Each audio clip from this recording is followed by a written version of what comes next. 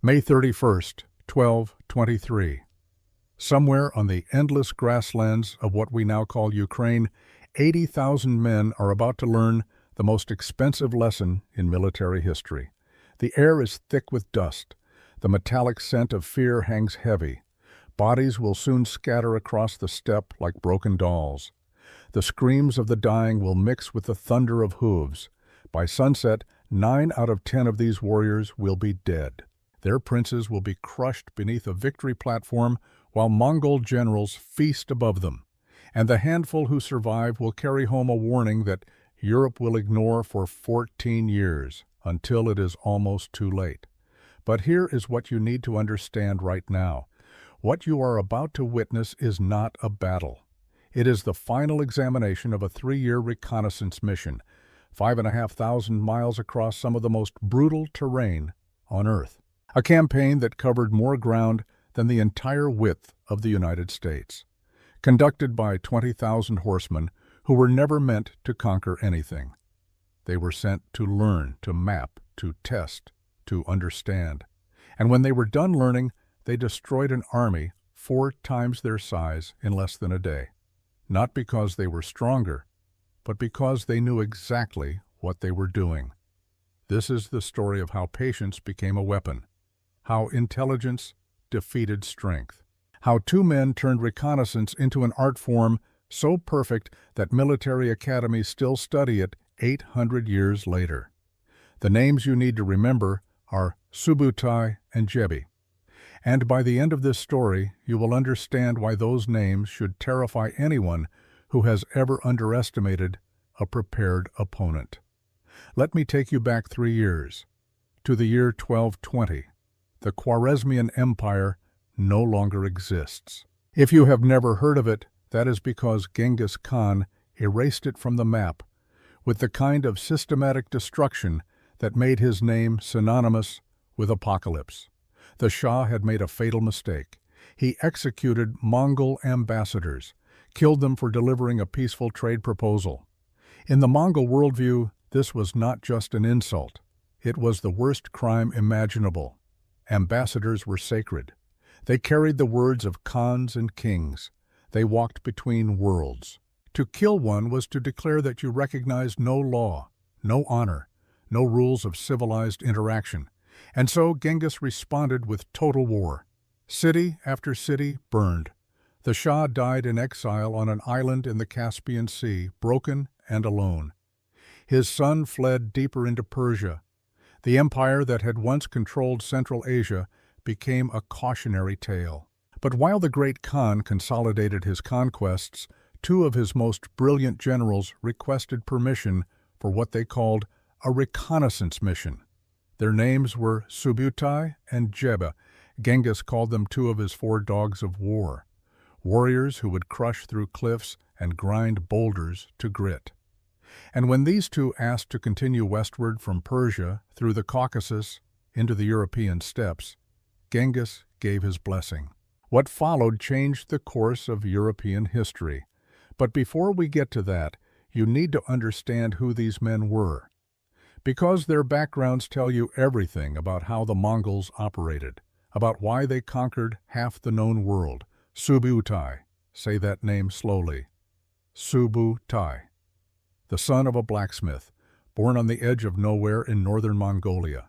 No royal blood, no inherited rank. Nothing that would mark him for greatness except for one thing. He was brilliant. At 14 years old, he joined Genghis Khan's forces, not as an officer, as a common soldier. He carried supplies, tended horses, learned by watching, but he watched with the eyes of someone who understood systems, who saw patterns, who could hold an entire battlefield in his mind and predict how every piece would move. By his early 20s, he was commanding the vanguard of Mongol armies. Think about that progression, 14 to 25. From supply boy to commanding the most elite units in the most successful military force on the planet. That is not luck. That is meritocracy taken to an almost insane extreme. Genghis Khan did not care where you came from. He cared what you could do. And Subutai could do things that frankly terrify me when I study them. He understood logistics in a way that would not be matched until the 20th century. He knew that wars were won with supply lines and communication networks, with the ability to move faster than your enemy expected, with intelligence gathered months before the first arrow was fired. He was 35 years old in 1220, already a legend, already responsible for victories that should have been impossible, and he was about to conduct the longest cavalry raid in human history. But he was not going alone. JB. Again, say it slowly. JB. It means arrow. But that was not his birth name. His story is worth pausing for because it tells you everything you need to know about how the Mongols built an empire. This man had once been Genghis Khan's enemy. 1202, the wars of Mongol unification, dozens of tribes fighting for dominance across the steppes. Genghis was rising, but he was not yet the unstoppable force he would become. In one battle, an archer named Zurgadai shot Genghis Khan's favorite horse right out from under him. A perfect shot, 300 yards. Moving target, hit the horse clean in the chest and dropped it mid-charge. Genghis survived the fall, barely. But he never forgot that shot. Years later, after Genghis won the unification wars, he held a gathering of the defeated tribes. He asked a simple question: who had the audacity to make that shot? The tent went silent. Everyone knew this was a death sentence. Genghis was asking so he could identify the man and execute him publicly, make an example. Show what happened to those who tried to kill a Khan. And then Zurgadai stepped forward. He was 40 years old, a warrior past his prime. He had nothing to lose. He looked Genghis Khan in the eye and said essentially this: "That was me. You can kill me now, or you can spare me, and if you spare me, I will become your most loyal servant. I will become your arrow. I will fly wherever you point me, and I will strike true every time." The tent waited for the execution order. Genghis Khan smiled. He did not just spare the man, he renamed him JB, Arrow, and he made him a general. Within 3 years, JB had risen to command the critical left wing in the invasion of Jin China.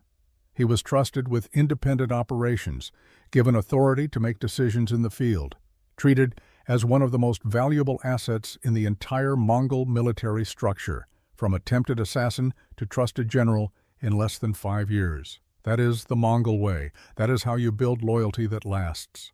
That is how you attract the best talent from every corner of the world. You judge people by their competence, by their courage, by their honesty, not by where they were born or who their father was. So when Subutai and Jebe requested permission to continue westward in 1220, Genghis knew exactly what he was authorizing. He was sending his 2 best field commanders on an intelligence-gathering operation, a reconnaissance in force. They would probe, test, map, understand. And if they happened to destroy a few kingdoms along the way, that was simply confirmation that the intelligence they gathered was accurate. 20,000 horsemen, all cavalry, no infantry, no siege equipment, no supply wagons. Each man had multiple horses. They rotated mounts throughout the day, keeping their animals fresh. They could cover 60 to 100 miles per day if needed. They carried dried meat and yogurt that could last for weeks. They drank mare's milk when necessary. They were the most mobile military force the world had ever seen, and they were about to embark on a journey that would take them through Azerbaijan, through Georgia, through the Caucasus Mountains, and finally into the steppes north of the Black Sea. 5,500 miles in 3 years. Let me put that in perspective for you. That is roughly the distance from New York City to London and back again. On horseback, through hostile territory, fighting battles the entire way. Azerbaijan fell first. The local rulers did not understand what they were facing.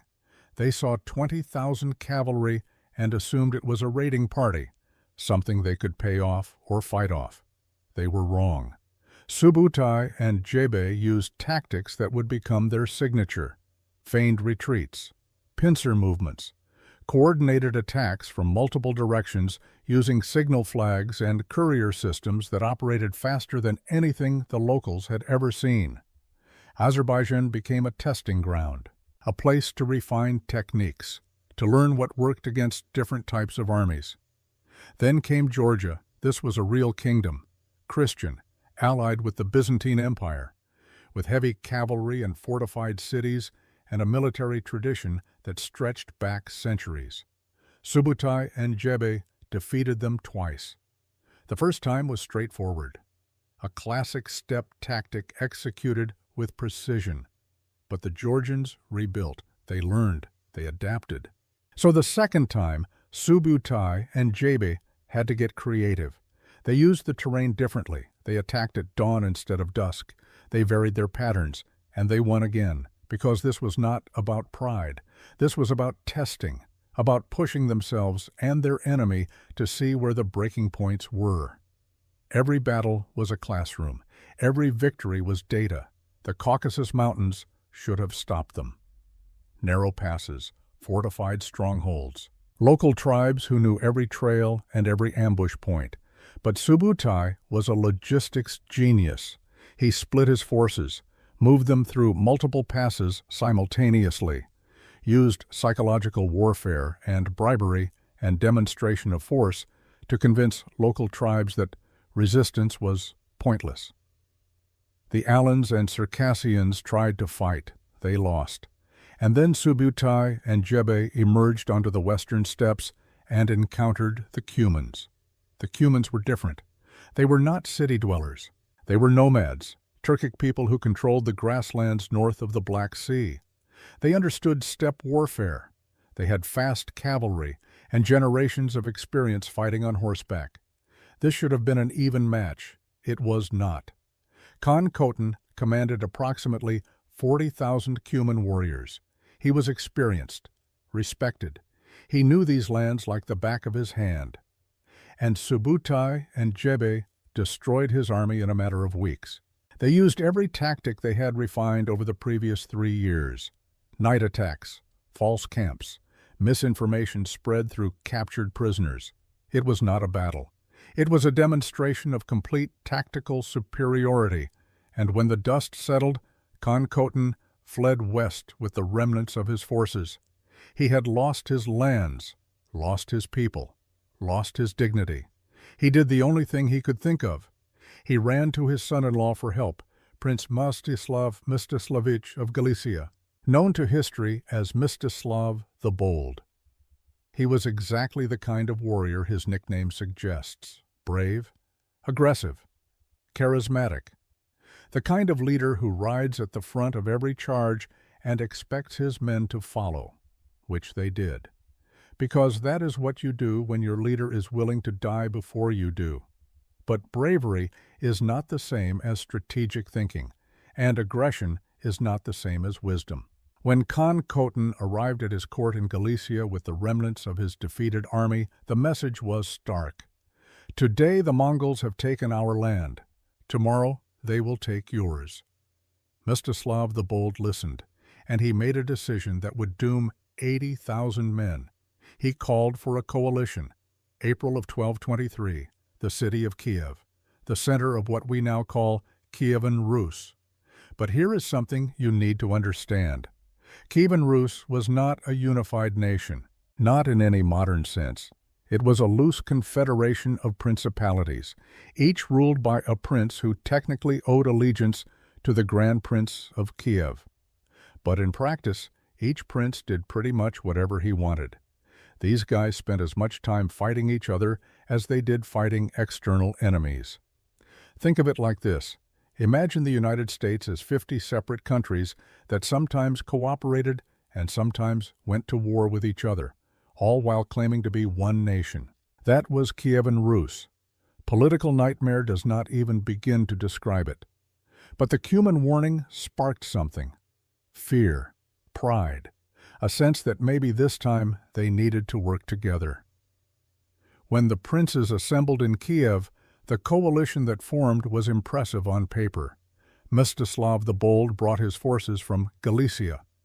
Prince Mstislav III Romanovich, the Grand Prince of Kiev, committed his armies. The Prince of Chernigov joined, the Prince of Kursk, Daniel Romanovich of Volhynia, and Khan Khotan's surviving Cumans.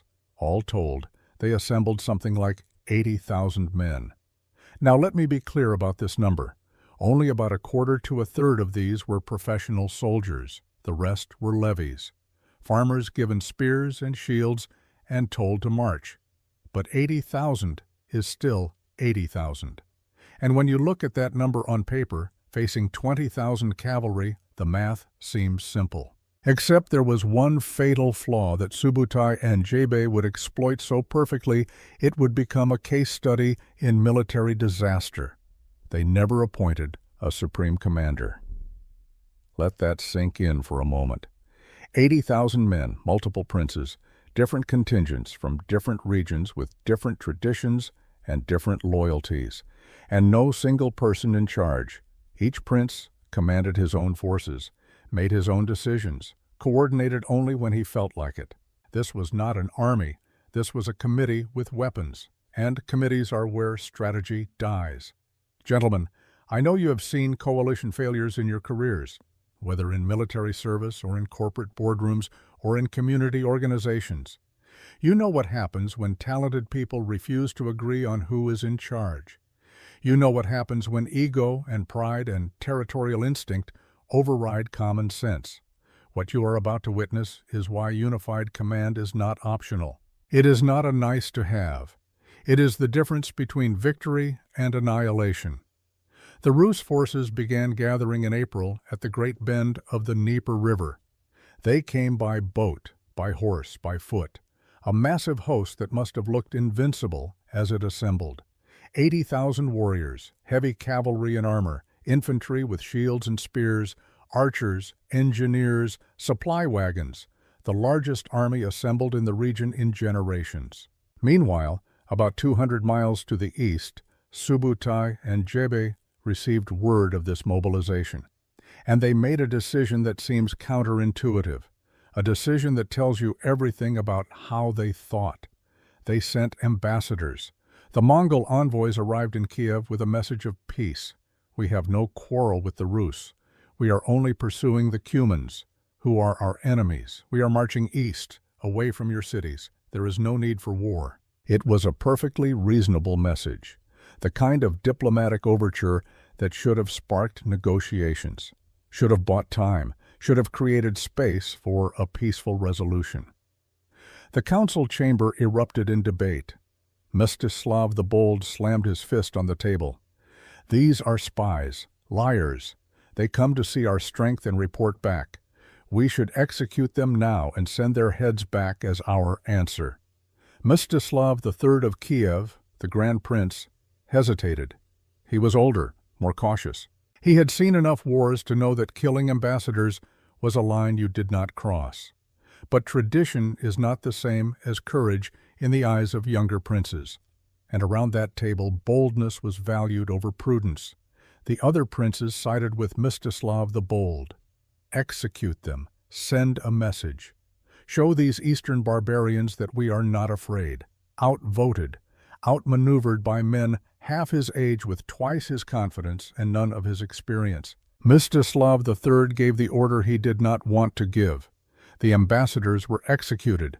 It was a decision that would haunt him on a hill 3 months later. A decision made not from conviction, but from political pressure, from the need to appear strong rather than wise. Sometimes the worst decisions are the ones we make to satisfy other people's expectations.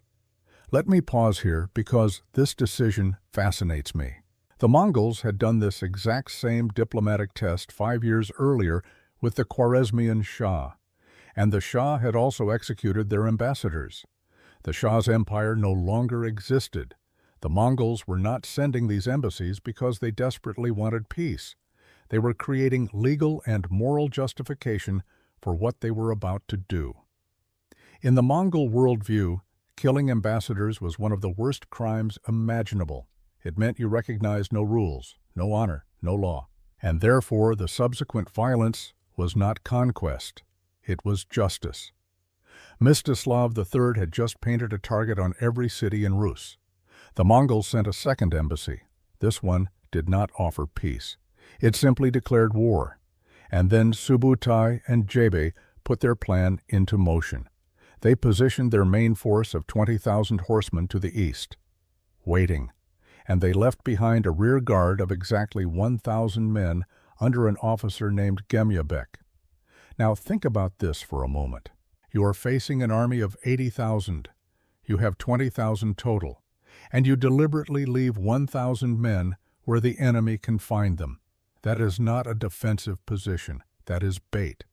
That is the first piece of a trap so sophisticated, so perfectly executed, that it makes me uncomfortable when I analyze it, because it required sacrificing 1,000 men, 1,000 warriors who knew they were not coming back, who rode out knowing their job was to die in a way that looked like desperation.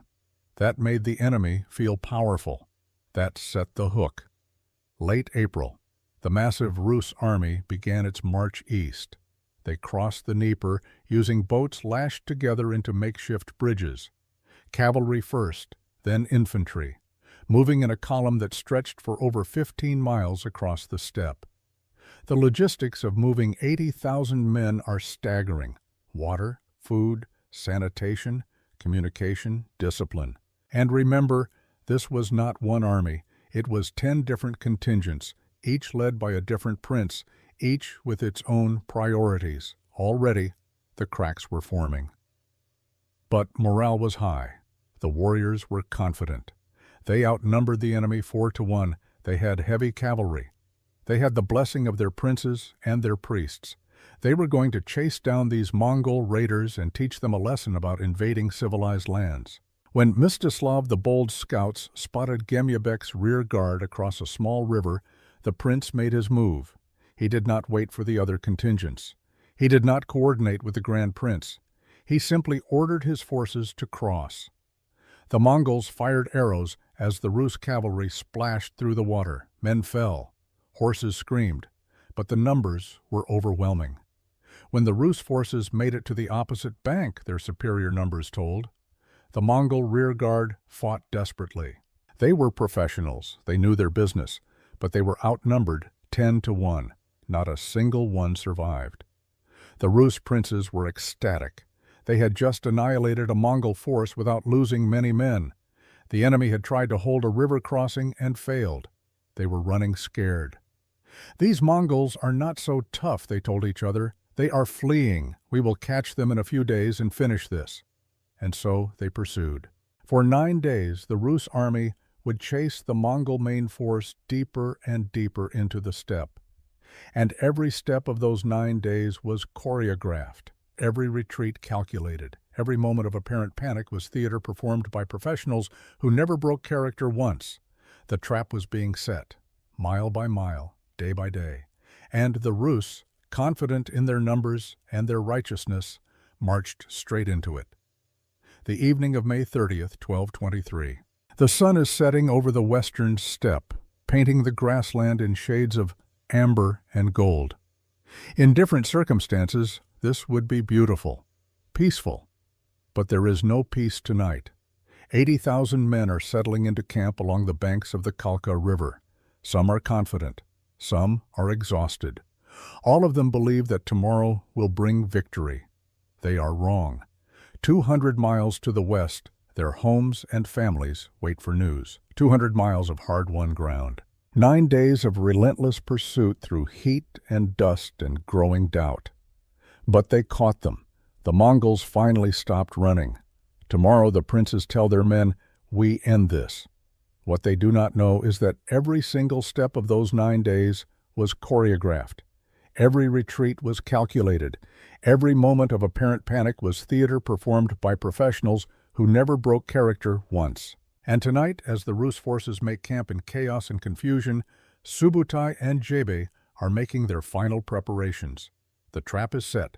All that remains is to spring it. Let me take you back through those 9 days, because the details matter, the patterns matter.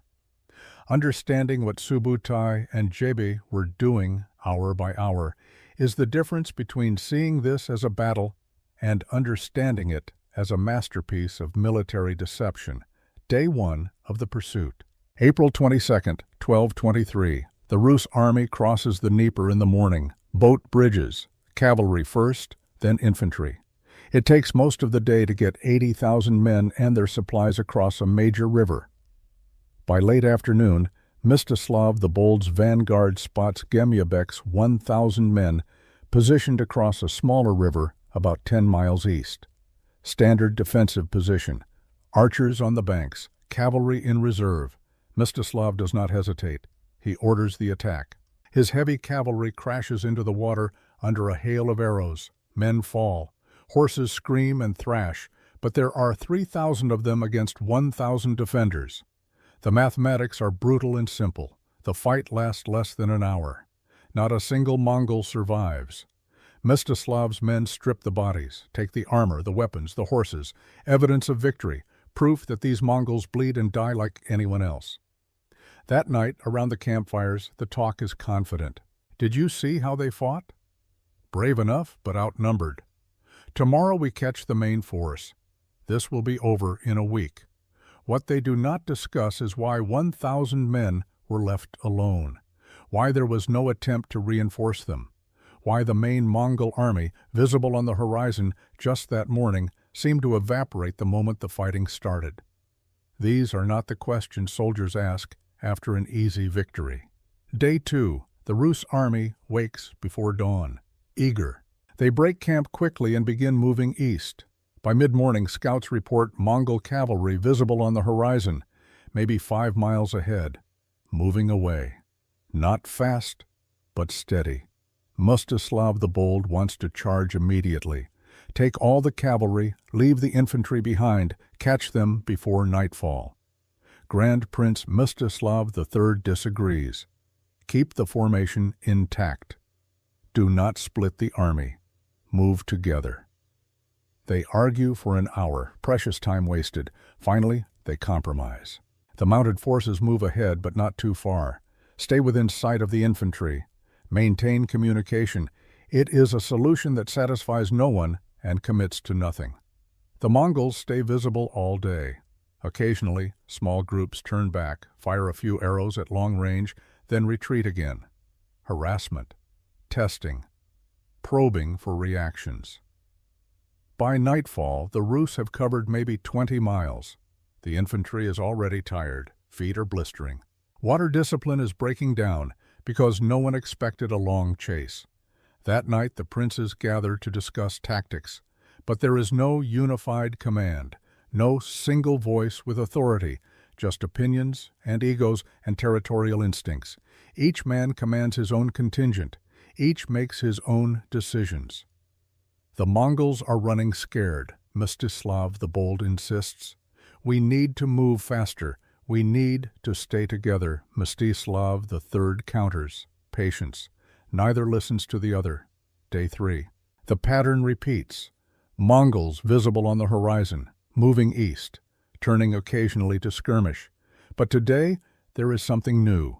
The Rus vanguard finds abandoned equipment, saddles, cooking pots, even some armor tossed aside as if in panic, and coins, silver coins scattered on the ground. The soldiers pocket them eagerly, more evidence that the enemy is fleeing in disorder. They are abandoning their wealth. They cannot carry it and run at the same time. What the soldiers do not consider is that professional cavalry does not abandon equipment unless ordered to. That warriors who have survived 3 years and 5,000 miles do not panic and throw away silver. They see what they want to see, confirmation of their assumptions. That night morale is still high, but the infantry is struggling. 20 miles a day on foot, carrying weapons and supplies in the heat of late spring. Blisters become infected wounds. Men start falling behind. The gaps between different contingents grow. Mstislav the Bold is now 15 miles ahead of the main body. The Prince of Kursk's forces are strung out over 10 miles. Communication is becoming difficult, but they are winning. Everyone can see that. The Mongols are desperate. Day 4. This is when the doubt begins. Not loud, not spoken, but present. The mounted scouts who ride ahead and return each evening start asking questions.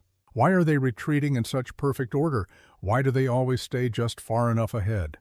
One scout, a veteran of border wars, mentions to his captain that this feels familiar, like tactics the Cumans used to use. His captain dismisses the concern. The Cumans were nomads like the Mongols. Of course, the tactics are similar, but we have 4 times their numbers. Even if it is a trap, so what? We can handle whatever they throw at us. The scout does not argue. But he does not stop thinking about it either. That day, the heat becomes oppressive. 35 degrees Celsius, over 95 Fahrenheit. Water supplies are running low. The rivers they pass are small, seasonal streams, not enough for 80,000 men and their horses. Horses start going lame. The constant riding over rough ground takes its toll. Animals that were fresh 9 days ago are now struggling, and still the Mongols retreat, visible, tantalizing, just out of reach. That night, Mstislav III suggests turning back. We have chased them out of Rus territory. We have proven our strength. Let them go. Mstislav the Bold explodes. Turn back after we have come this far? After we have them on the run? Are you a coward? The council nearly comes to blows. They decide to continue. But the unity, such as it was, is fracturing. Day 5.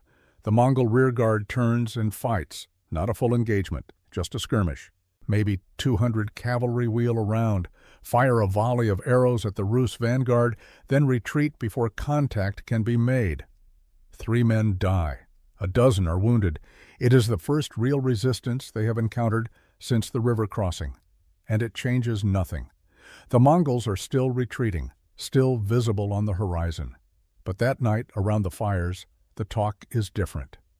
They are testing us, seeing how we react. Why would they do that if they are truly fleeing? Maybe they are waiting for reinforcements. Maybe this is a trap. The veterans, the men who have fought before, are starting to feel something wrong. An instinct, a sense that this is not what it appears to be. But the princes are committed now. Pride will not let them turn back. They have told their men they are winning. They have sent word back to Kiev that the Mongols are fleeing. To turn back now would be to admit they were wrong. So they continue. Day 6. The cracks in the coalition become visible to everyone. Mstislav the Bold's forces are now 25 miles ahead of the main body. He is demanding that other princes send him their mounted troops. Give me your cavalry. I can catch them if I move fast. Mstislav III refuses. You will get cut off, surrounded. We stay together. Neither has the authority to order the other, so the army stays fractured, spread across 30 miles of steppe, moving like a slug. Slow, vulnerable. The infantry is in terrible shape now. Men are collapsing from heat exhaustion. Dysentery is spreading because water discipline has completely broken down. Soldiers are drinking from any source they can find.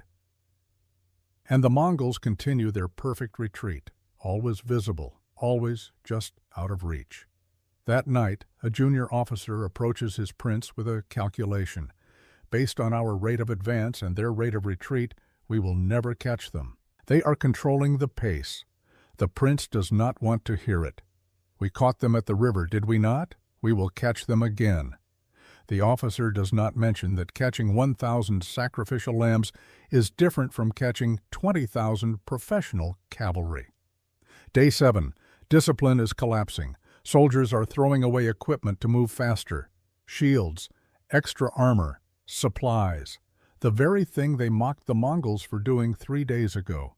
Horses are dying now. Pushed too hard for too long without proper rest, without adequate water.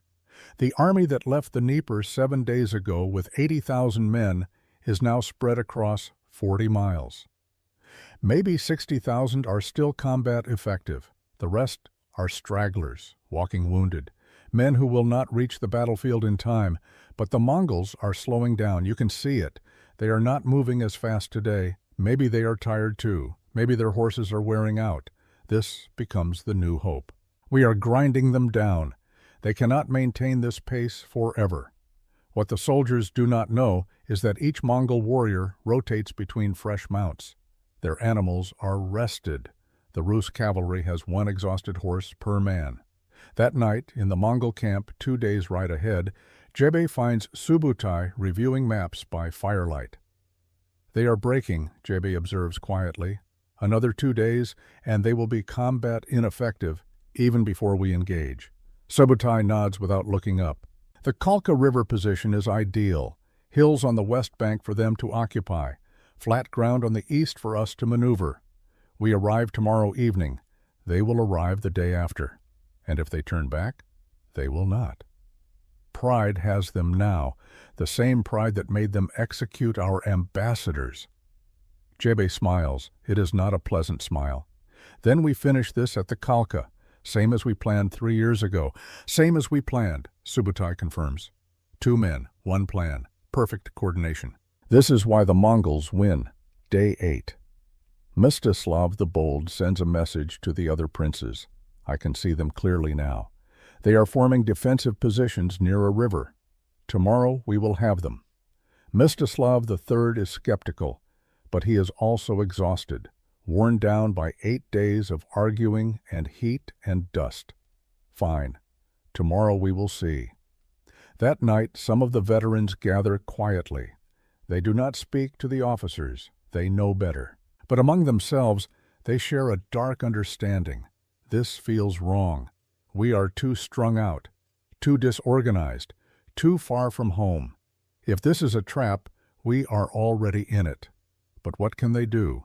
Soldiers follow orders, and the orders are to advance. Day 9, May 30th, 1223. The scouts return in the morning with news that changes everything. The Mongols have stopped. They are no longer retreating. They are forming up for battle on the banks of the Kalka River. After 9 days of pursuit, the enemy is finally going to stand and fight. The news spreads through the camp like wildfire. Finally we have them. The exhaustion of the past week falls away, replaced by excitement, anticipation, relief. Tomorrow this ends. But let me tell you what is actually happening, because this is where you need to understand the difference between what the Rus see and what is real. From the Rus perspective, they have chased a fleeing enemy 200 miles. They have won every engagement. The Mongols are desperate, backed against a river, forced to fight. From Subutai's perspective, he has successfully drawn an 80,000-man army 200 miles from their supply base. He has exhausted them, divided them, strung them out across 40 miles of territory he has mapped a dozen times over the past 3 years. He knows every hill, every stream, every patch of soft ground. He has chosen the battlefield, chosen the timing, chosen the conditions. This is not desperation. This is preparation. 9 days was not retreat. It was positioning. And tonight, while the Rus celebrate and argue and try to organize themselves for tomorrow's battle, Subutai is making his final adjustments.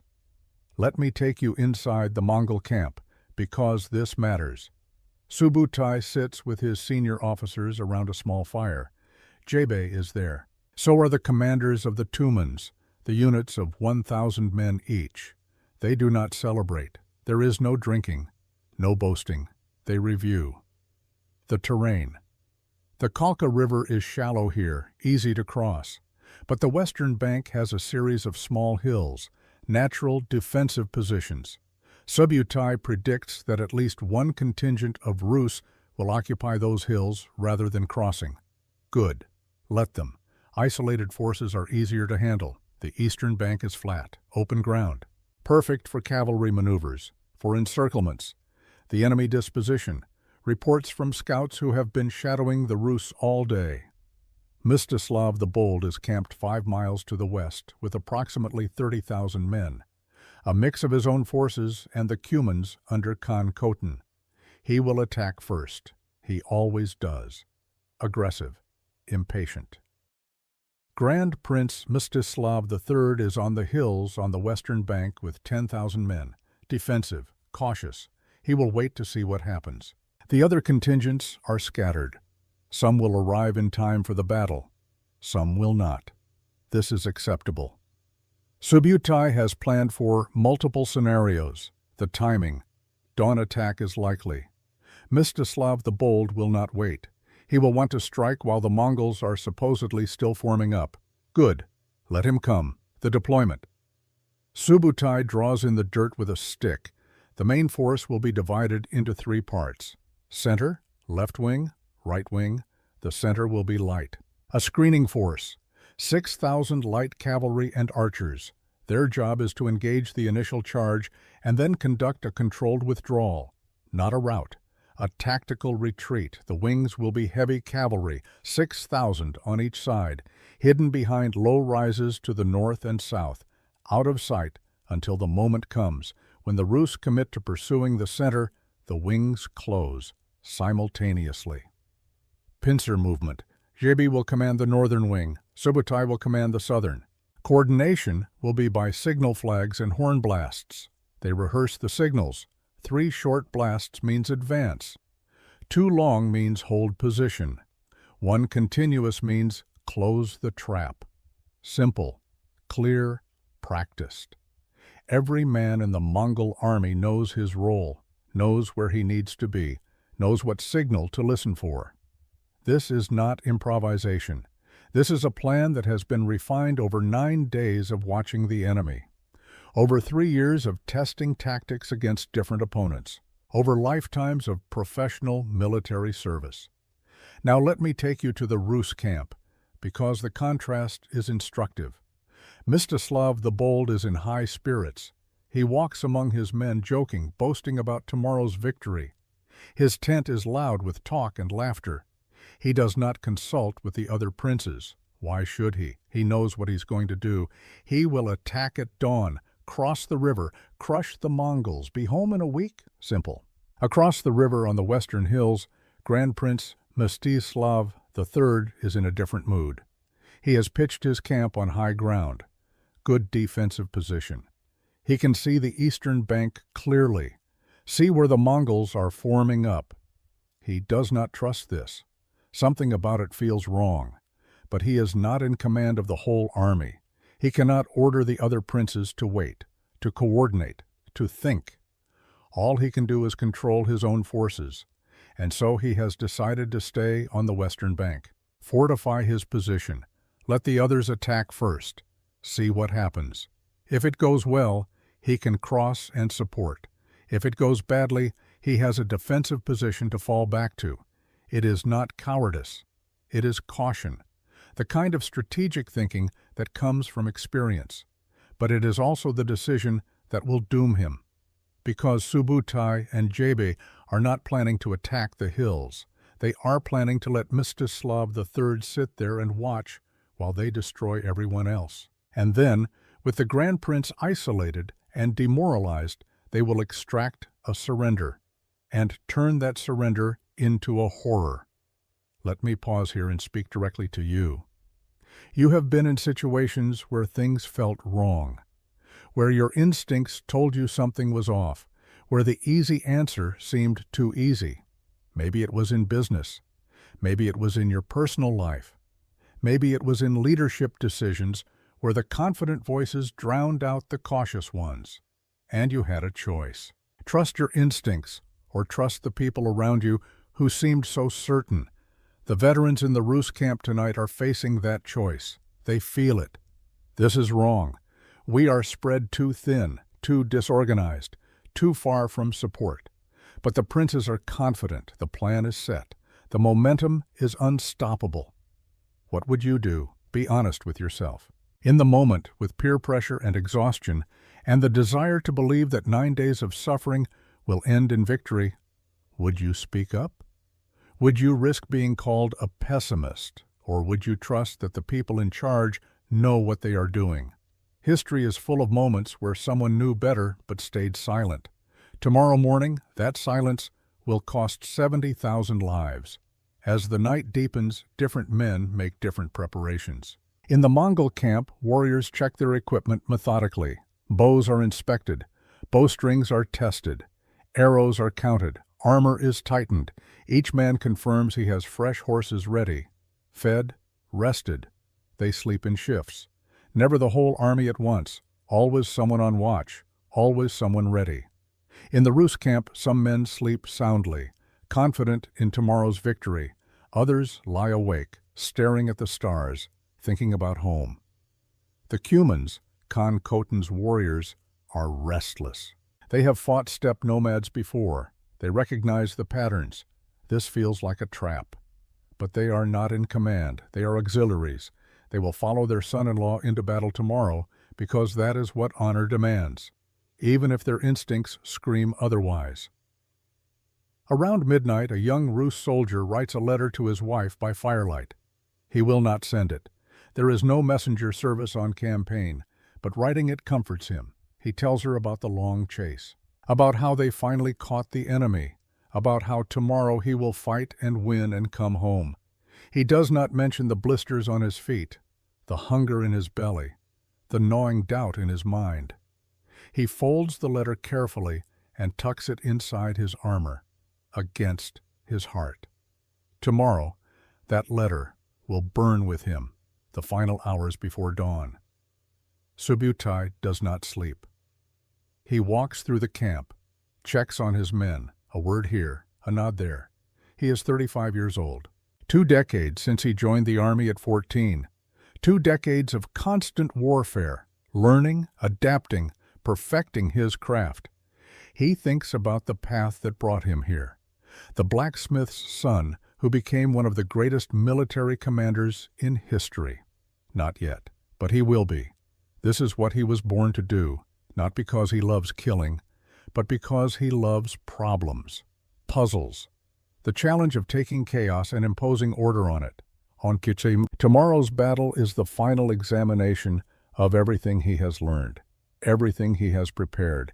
If it works, it will be perfect, a masterpiece.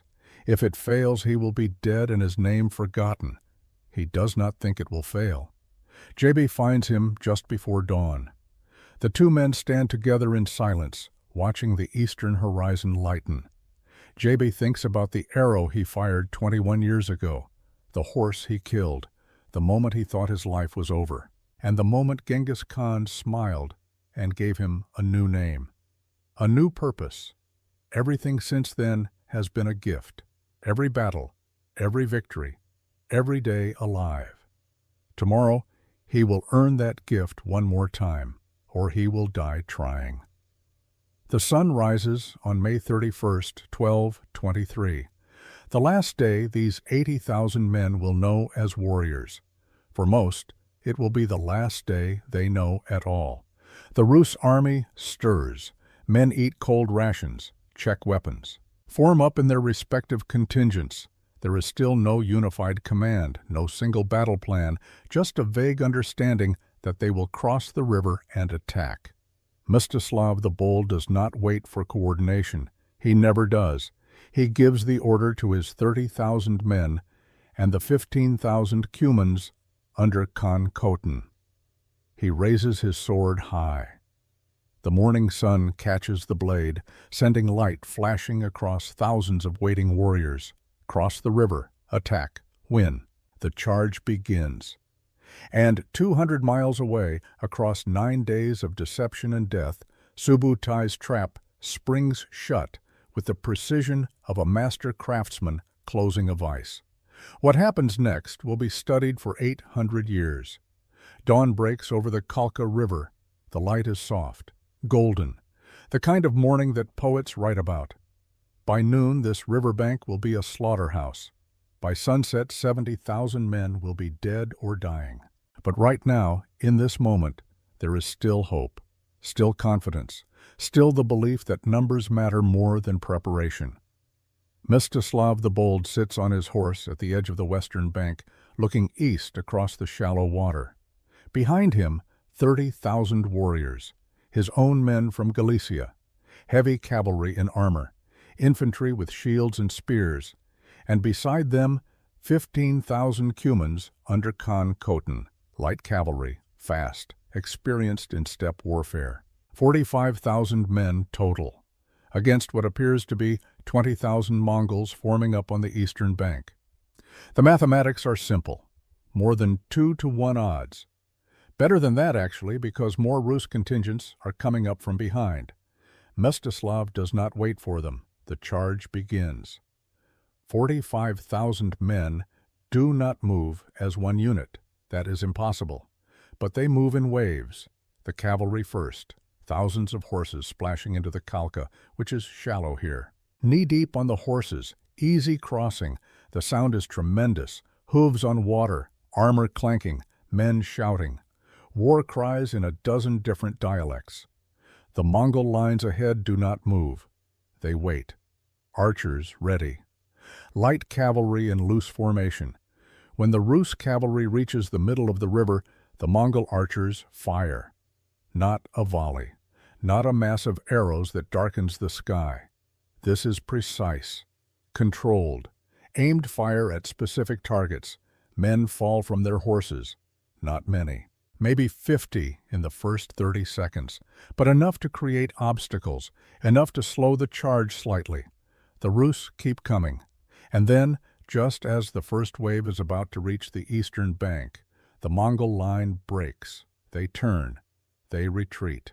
Not in panic, in formation, maintaining their spacing, but clearly withdrawing. The Rus warriors who have studied military tactics recognize this immediately. Feigned retreat, classic step tactic. But what are they supposed to do? Stop the charge? Pull back? When they outnumber the enemy 2-to-1 and have momentum? No. You commit. You push through. You trust your numbers. Mstislav the Bold's cavalry crashes onto the eastern bank and begins pursuing the retreating Mongols. We are winning. The thought runs through the ranks. They are running, just like they have been running for 9 days.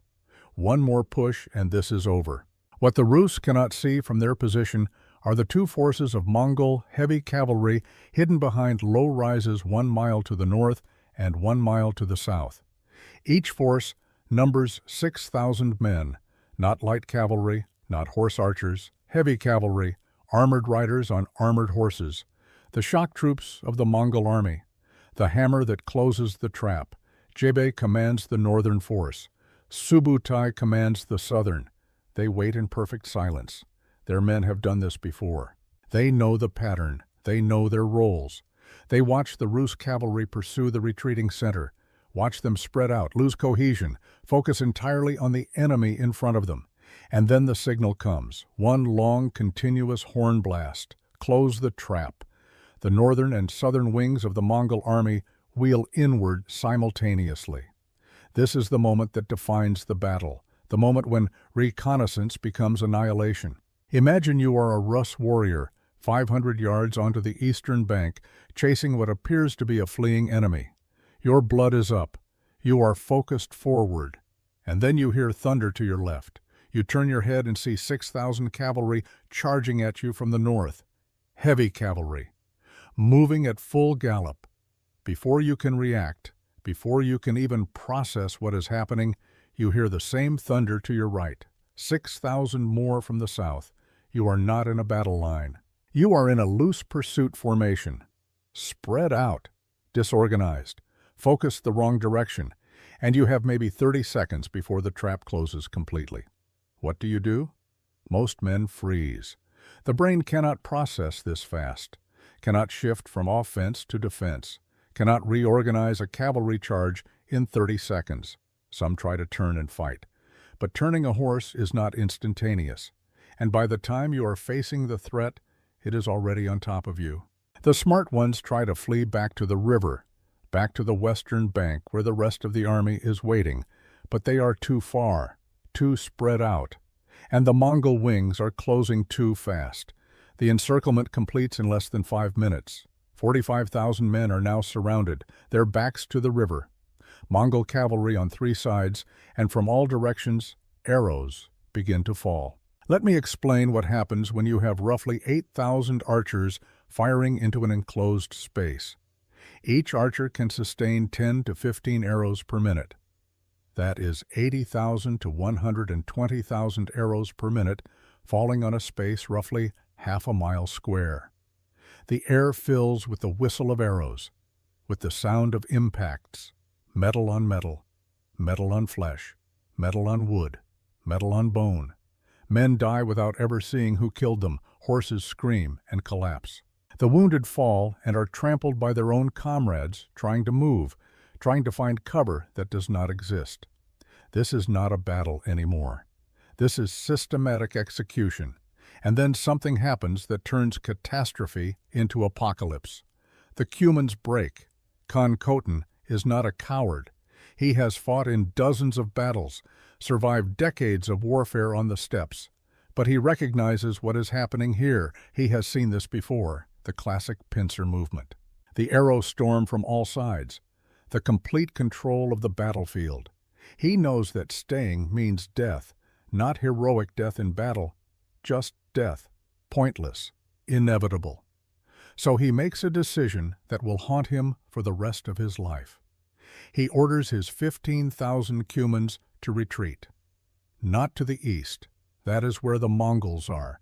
Not to the north or south. Those routes are blocked. To the west. Back across the river. Back the way they came. But here is the problem. Between the Cumans and the western bank are 30,000 Rus warriors, allies, friends, family in some cases. The Cumans do not have time to go around, do not have time to coordinate, do not have time to explain. They simply turn and ride. 15,000 cavalry moving at full speed in the opposite direction from the enemy, directly through their own allied lines. Imagine you are a Rus infantryman who has just crossed the river. You are forming up with your unit, getting ready to support the cavalry that charged ahead, and suddenly you see 15,000 horsemen riding toward you at full gallop. Not Mongols, your own allies. You do not understand what is happening. Are they retreating? Are they regrouping? Is this part of the plan? You stand there confused for maybe 3 seconds, and then they hit you. Horses weighing 1,000 pounds, moving at 30 miles per hour do not stop for infantry in their path. They go through, over, around. Men are crushed, trampled, scattered like leaves in a storm. Units that were forming into coherent fighting formations disintegrate into chaos. Officers lose sight of their men. Commands cannot be heard over the screaming and the thunder of hooves. And in that chaos, gaps open. Weak points, vulnerabilities. The Mongols see these gaps immediately because they are watching, waiting, looking for exactly this kind of opportunity.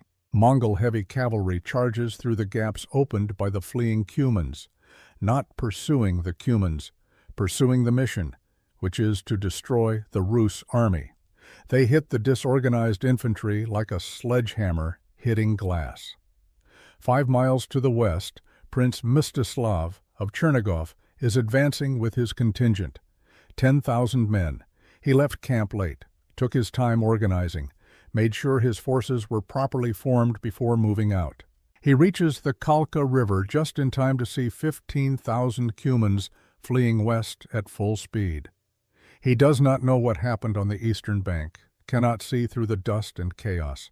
All he knows is that Allied cavalry is retreating in disorder, which means something has gone very wrong. He orders his men to form a defensive line, shields up, spears ready, prepare for Mongol pursuit. But his men have no idea what is happening either. They have not been in the battle, have not seen the trap close, do not understand that they are now facing an enemy that has complete control of the battlefield. They stand there, shields raised, watching thousands of Cumans stream past them. And then they collide with the retreating Rus cavalry from Mstislav the Bold's force. Men who are not fleeing in panic exactly, but who are definitely retreating, who have seen what the arrow storm can do, who have watched the pincer movement close. Mstislav of Chernigov tries to maintain order, tries to keep his line intact, tries to figure out what is happening. And that is when the Mongols add smoke bombs to the confusion. Mongol smoke bombs are simple, clay pots filled with burning pitch and oil-soaked rags, thrown into enemy formations to create thick black smoke that blinds and chokes. Not sophisticated, not high-tech, just effective. The smoke rolls across Chernigov's position. Men cannot see, cannot breathe, cannot maintain formation. Officers shout orders that cannot be heard. Soldiers swing weapons at shapes in the smoke that might be enemies or might be their own comrades, and through the smoke come Mongol cavalry, not charging wildly, moving with precision, targeting officers, targeting anyone trying to organize resistance. Prince Mstislav of Chernigov dies in the first hour of combat, not in a heroic duel, not leading a glorious charge. He simply takes an arrow in the throat while trying to rally his men, falls from his horse, is trampled in the chaos. His 10,000 men, leaderless, blind, confused, collapse as a fighting force in less than 20 minutes. Some surrender, some flee, some fight to the death without ever seeing the enemy clearly. It does not matter which choice they make, the result is the same. Back on the eastern bank, the situation is even worse. Mstislav the Bold's forces are completely surrounded. The Mongol wings have closed fully. There is no gap, no escape route, just a killing zone maybe 800 yards in diameter, packed with tens of thousands of men and horses and the dying and the dead. The Mongol cavalry does not charge into this mass. That would be suicide. Instead, they maintain distance and fire arrows, constantly, methodically. When any group of Rus warriors tries to organize a breakout, a formation of Mongol heavy cavalry moves to block it. Not to engage in melee combat, just to block, to contain. And the arrows keep falling. Men try to use their shields for cover, but you cannot maintain a shield wall when you are packed shoulder to shoulder with nowhere to go. Cannot coordinate movements when communication is impossible. The wounded cannot be moved, cannot be treated. They lie where they fall, bleeding, being trampled by their own comrades. The horses, terrified by the noise and the blood and the arrows, panic, rear, throw their riders, add to the chaos. It is hell, pure hell, made worse by the fact that the Mongols are not even fighting hand-to-hand. They are executing from a distance, professional, efficient, remorseless. And then Mstislav the Bold does something that saves his life and condemns his honor. He sees that this is lost, that there is no victory here, that staying means death. So he gathers his personal guard, maybe 200 men, the best warriors he has, the ones who are still mounted, still combat effective. And he charges, not at the Mongols, at the weakest point in the encirclement, a gap between two Mongol formations where the line is thinnest. It is a desperate move, heroic in its way, or cowardly, depending on your perspective. His guard crashes into the Mongol line with everything they have. Swords swinging, horses screaming, fighting with the fury of men who know they have one chance, and they break through. The Mongols let them go, not because they have to, but because 200 men fleeing west is acceptable. They are not the target is the army, and the army is not going anywhere. Mstislav the Bold rides west, rides hard, does not look back. Behind him, the slaughter continues. 25,000 men die on the eastern bank of the Kalka River in the space of 4 hours. Not all at once, not in one glorious clash. They die in waves, in groups, slowly, horribly. When there are no more warriors standing, when there is nothing left to kill, the Mongols stop firing arrows. They move through the field, methodically finishing the wounded. Not out of cruelty, out of professionalism. You do not leave enemy soldiers behind you, even wounded ones. The silence that follows is almost worse than the noise of battle, just the sound of wind across the steppe, and the moans of men who are dying too slowly. 5 miles to the west, on the hills overlooking the western bank of the Kalka, Grand Prince Mstislav III watches the destruction of his coalition. He has 10,000 men, the largest intact force remaining, safe on their defensive hill behind hastily constructed earthworks.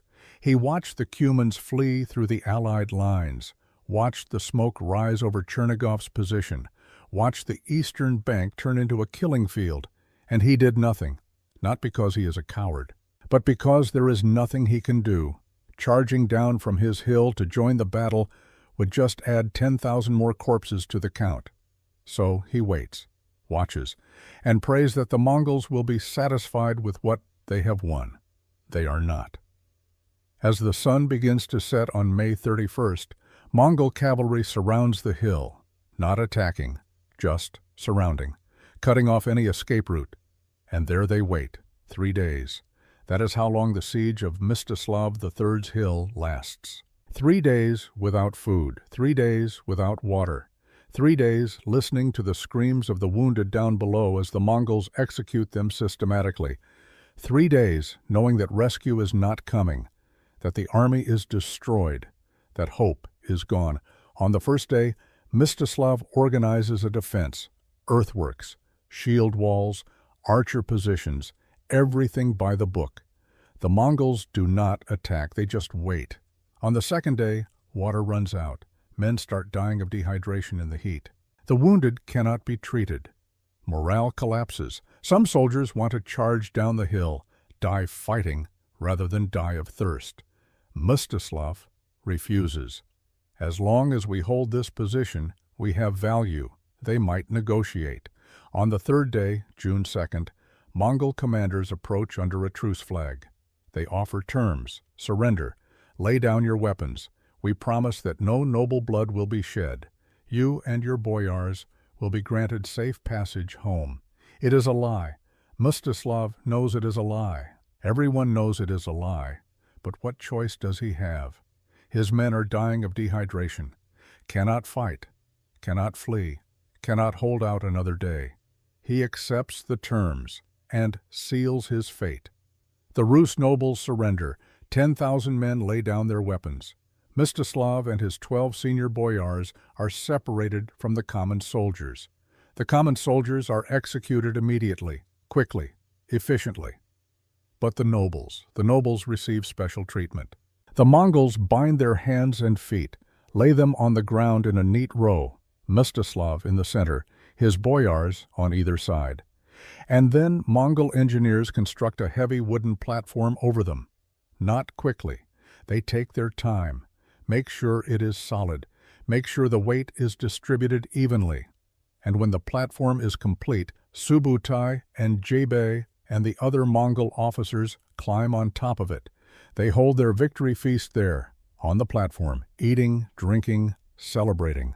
Below them, Mstislav III and his boyars are slowly crushed to death by the weight. It takes hours, not because the Mongols are sadistic, but because they are making a point. You killed our ambassadors. You violated the most sacred rule of civilized warfare. You declared that you recognized no law. So we will kill you in a way that technically keeps our promise. No noble blood will be shed, not a drop, because you will die of suffocation, of internal injuries, of slow crushing pressure. But there will be no blood. The promise is kept in the most horrifying way possible. As Mstislav III feels the weight pressing down, crushing his ribs, forcing the air from his lungs, he thinks about that council meeting 3 months ago, the ambassadors standing before them, young men, unarmed, carrying a message of peace, and Mstislav the Bold demanding their execution, the other princes agreeing, the votes being counted. He had hesitated, had known it was wrong, but he had given the order anyway, to appear strong, to satisfy other people's expectations.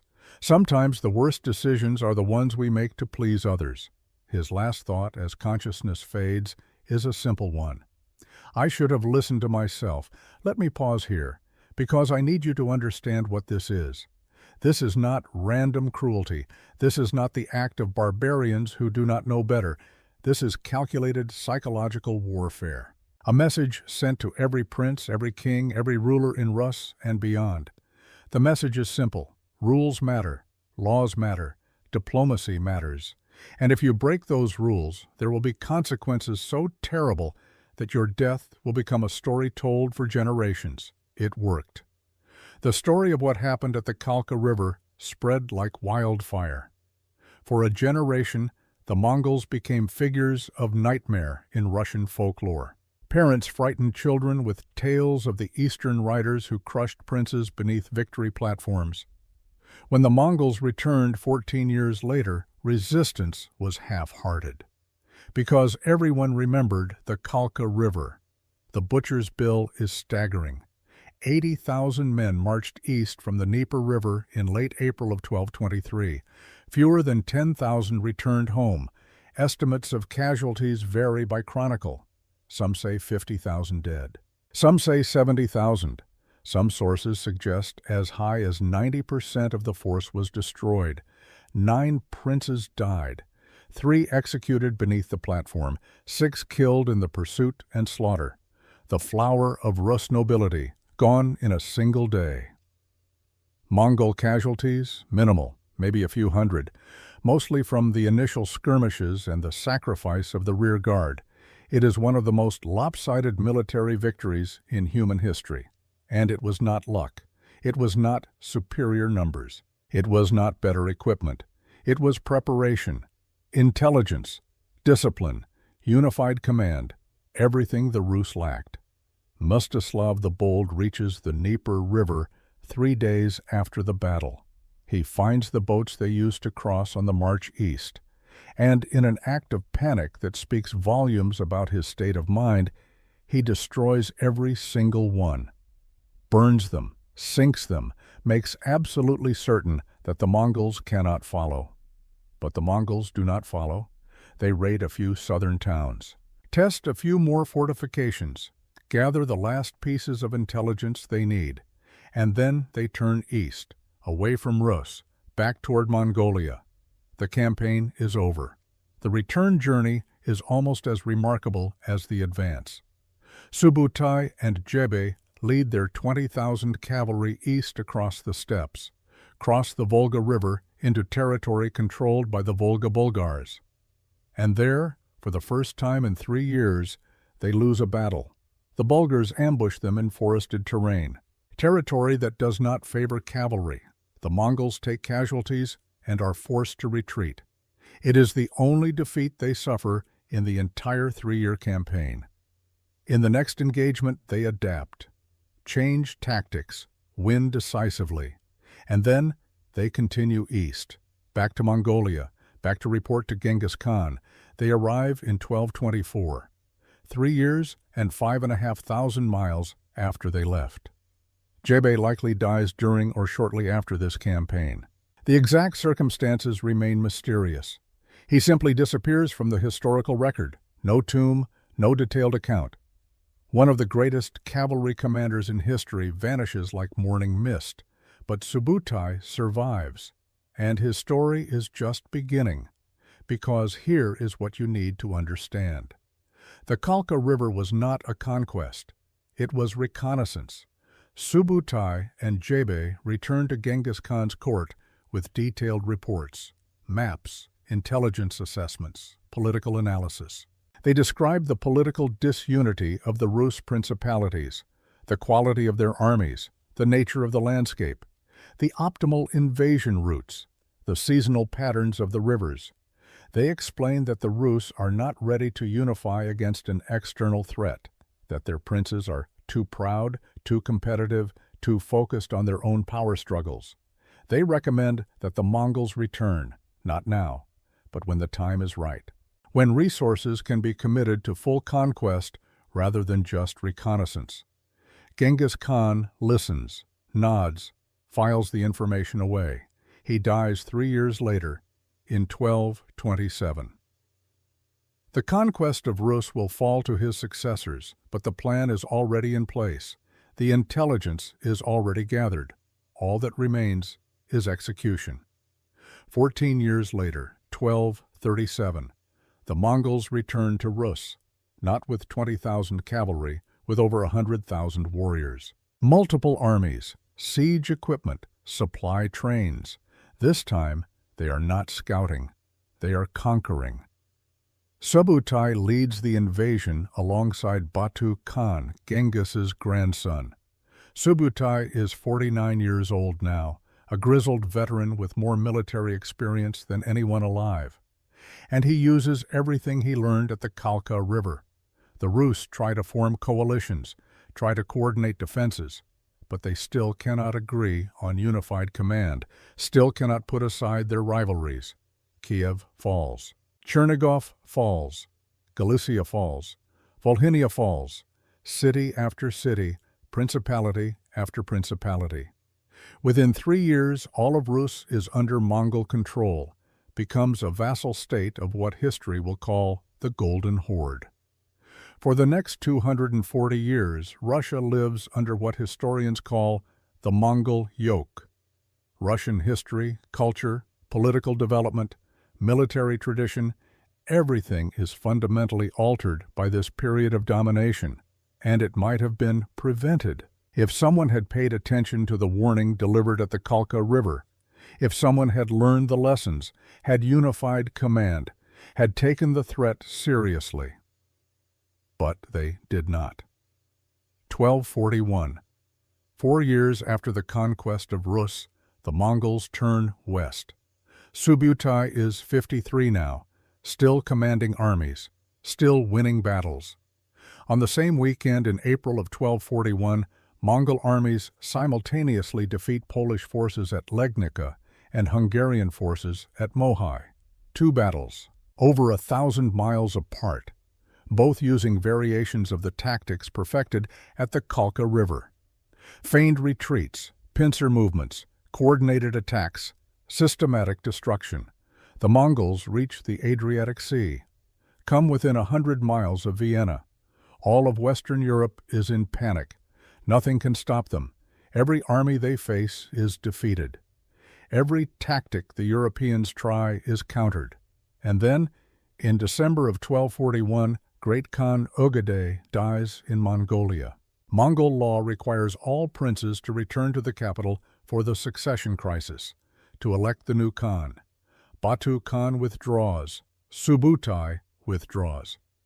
The entire invasion force turns around and marches back to Mongolia.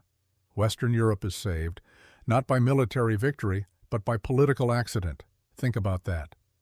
The Mongol Empire came that close to controlling everything from the Pacific Ocean to the Atlantic, from China to France. One death changed the course of Western history. So what made the Kalka River trap so devastatingly effective? Let me break this down into lessons that apply far beyond medieval warfare. Because this matters. This is not just history. This is wisdom. First lesson: victory begins long before the battle. The feigned retreat that drew the Rus army 200 miles from home was not improvisation. It was a carefully executed plan that required extraordinary discipline. 9 days, 20,000 horsemen maintaining a coordinated retreat. Never breaking character, always staying just far enough ahead to keep the enemy chasing. That level of unit cohesion is almost impossible to achieve. It requires training, trust, communication, shared understanding of the mission. How many organizations have you seen that could maintain that kind of coordination for 9 hours, let alone 9 days? Second lesson: weaponize your enemy's psychology. The Mongols knew the Rus princes were proud warriors who had just formed a coalition against a common threat. They knew these men would see an initial easy victory as validation of their strength. Every decision Subutai and Jebe made was designed to reinforce Rus' overconfidence while simultaneously exhausting and dividing them. This is psychological warfare at a level that is honestly chilling when you analyze it.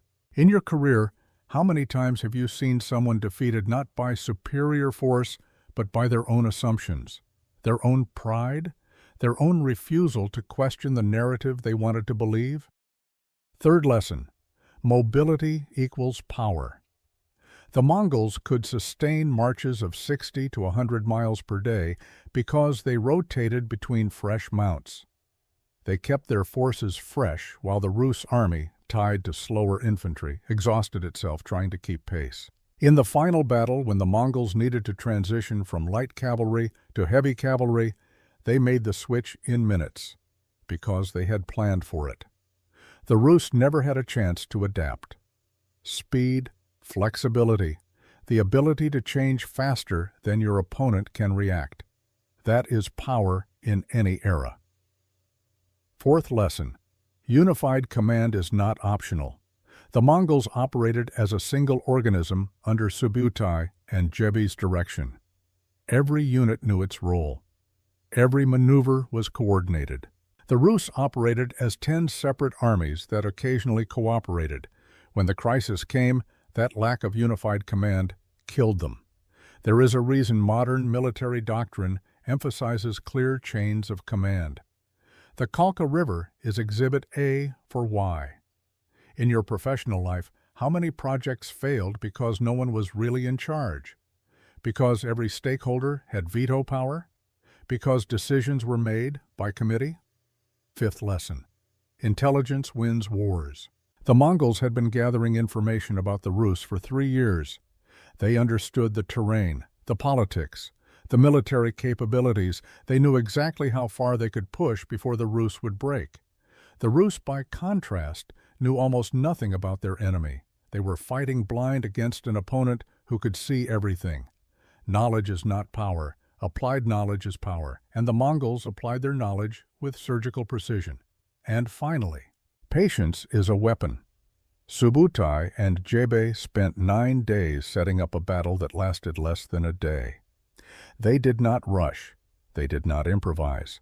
They executed a plan with the precision of a surgical strike. In our modern world of instant gratification, there is something almost alien about that level of patience in pursuit of a goal. But that patience is what separated the Mongols from everyone else. That patience is what allowed them to conquer half the known world. 80,000 men marched east into the steppe, chasing what they thought was a beaten enemy. Fewer than 8,000 came home. It was not a battle. It was a masterclass in deception, coordination, and ruthless efficiency. It was the perfect trap. And here is what keeps me up at night when I study this. How many times in your life have you been absolutely certain you were the hunter, only to discover too late that you were always the prey? How many times have you pursued what looked like victory, only to find yourself exhausted, divided, and surrounded by an enemy who planned every step? The Kalka River teaches us that confidence without intelligence is suicide, that strength without coordination is weakness, that the most dangerous opponent is the one with the patience to let you defeat yourself.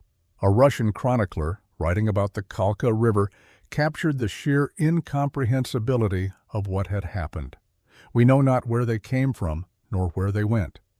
God sent them for our sins. That is the voice of a civilization that had just encountered something beyond its understanding. But we, with the benefit of hindsight, can see the truth. They came from careful planning, from 3 years of reconnaissance, from a culture that valued competence over birth, from a military tradition that treated warfare as a science, not just courage. They went to report success, to deliver intelligence, to prepare for the real invasion that would come 14 years later. And God had nothing to do with it. It was professionalism, pure and simple. The Mongols won because they were better prepared, better coordinated, better led, and willing to be patient enough to do it right. Everything else was just execution. If you want to understand how the Mongols returned in 1237 and conquered all of Rus, that is another story. An even more devastating one: the siege of Kiev, the winter campaigns, the complete subjugation of a civilization. But it all started here, at the Kalka River, with 20,000 cavalry and a 3-year plan. And if you served in an environment where unified command saved lives, where intelligence won battles, where patience made the difference between success and failure, I want to hear your story. Because these lessons are not ancient history. They are as relevant today as they were 800 years ago. The names change, the technology changes, but human nature does not. And the gap between those who prepare and those who assume will always be measured in catastrophe.